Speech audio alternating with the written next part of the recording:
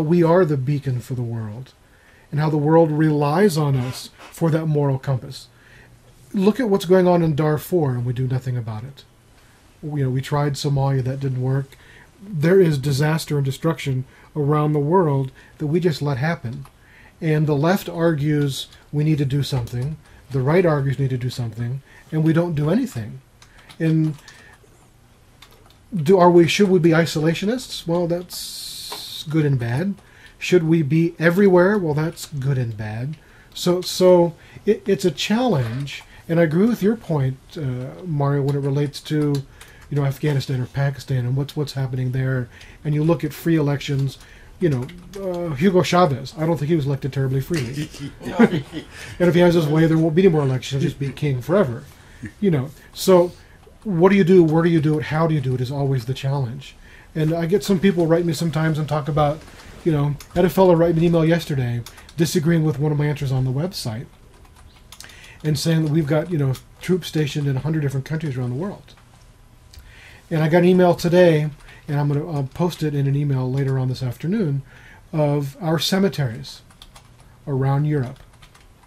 We've got tens of thousands of young men, young women, of all colors, of all races, simply Americans, who laid their life down to free Europe. And we're the evil people. We're the bad country. We don't do anything. We're apologizing for America. I think that's wrong. We have made some mistakes. Everybody makes mistakes. But this apology tour that our president has gone around the world doing for America, I think is way over the top. We are... Well, Danielle, I appreciate what you're saying. People, I know you might disagree with me. The family is saying? What do you think? She was a fan a few minutes ago. No. Well, it's not...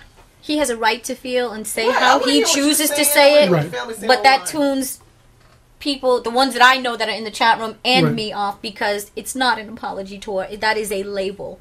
I just feel that it's a dog and pony show. He's going out to, personally, I feel that reaching out to countries that I feel, that we've had some issues with, on whatever level it is. That is what, to me, the teabaggers are choosing to call that in opposition. See, I can't hear anything when the teabaggers want to, focus on things like this. This man has his job cut because out America should apologize. What is the family saying online right now? How many people do we have in the chat room? Chat room, if you've got ideas or questions that you want to address to Pete right now, what is the key thing that the chat room's saying right now? I see somebody from the Bronx doesn't like me. Yeah, Leslie's having an issue with this. Okay. She just doesn't agree with it's because I think it's, Leslie, do me a favor.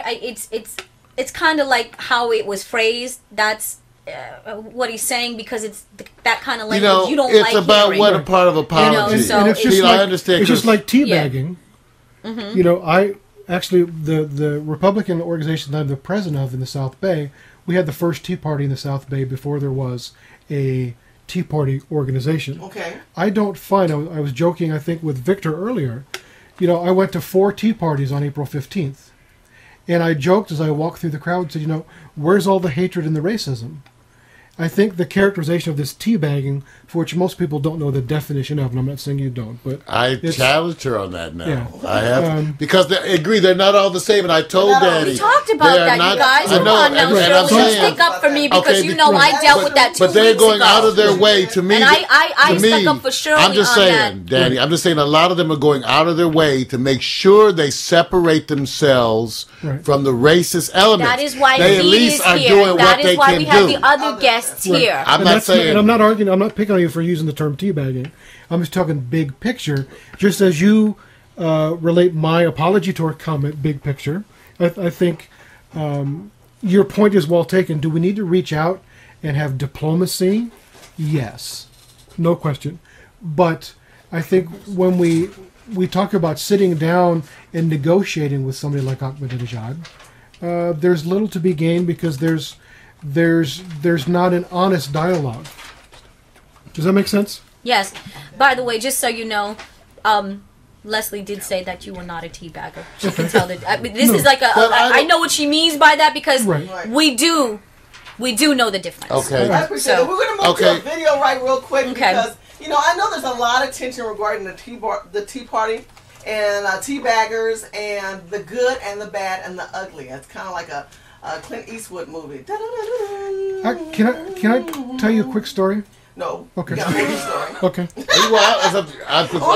Okay, yeah. We got a great video. The video's not started yet. It's not started yet, but we're going to talk. Okay. We're going to show you this great video. Look, the Tea Party is this. The purpose of the Tea Party is going forth because the Republican Party, even within our own party, we have issues going on. We have agreements and disagreements going on. But we do believe that the current administration, the Obama administration, is not working with us, not listening to us. So we are rebelling. We're coming back. We have people across the country, across the board, good, bad, and ugly. And there's some tea bag signs out there. People can't spell things right. They don't know how to say things right. But there's other tea bag people. The Black Tea Party's on the movement. Make sure you watch some of our previous show on hiphoprepublican.tv where we talked about the Black Tea Party and how they stand on the conservative movement of this country. There's a lot of socialist movements that are going on right now, and they are shutting down people who are capitalists, small capitalists in this country. So we're going to see a video, and in this video you're going to be able to see how passionate people across the state of California, which, you know, my favorite candidate, by the way, why Mario gets that. Meg Whitman. Meg Whitman. You know, make sure we know that one. Meggie in the house. That's right, Meg Whitman. I'm standing behind her until she wins. All disagreement. Republican separation. That's all right. That's all right. Republican separation. We're going to talk about that. Republican separation because Pete is not a Meg Whitman fan. I just understand why you guys don't like Arnold. I am.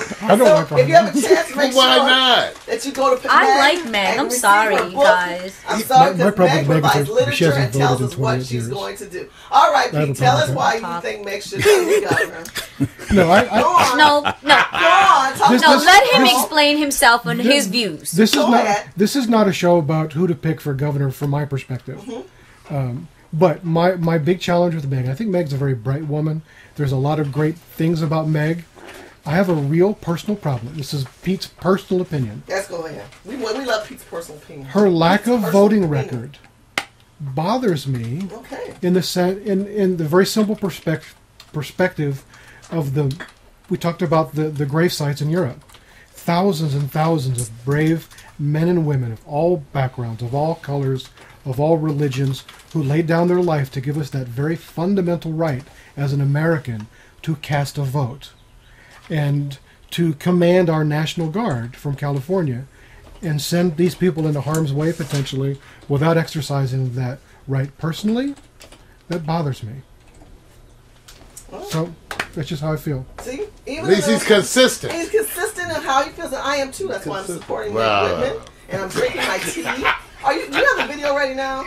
If it's not, can I? Well, go on. No, Go ahead. I wanted to tell you, during the 2008 election campaign, I got called by a detective in the city of Redondo Beach. I was running the local campaign headquarters. And he said to me, "We have a problem." I said, "Okay, how can I help you?" He said, there's a woman in Redondo Beach who hung an effigy of Obama on her Halloween display with his throat cut. What's your protocol to take care of this?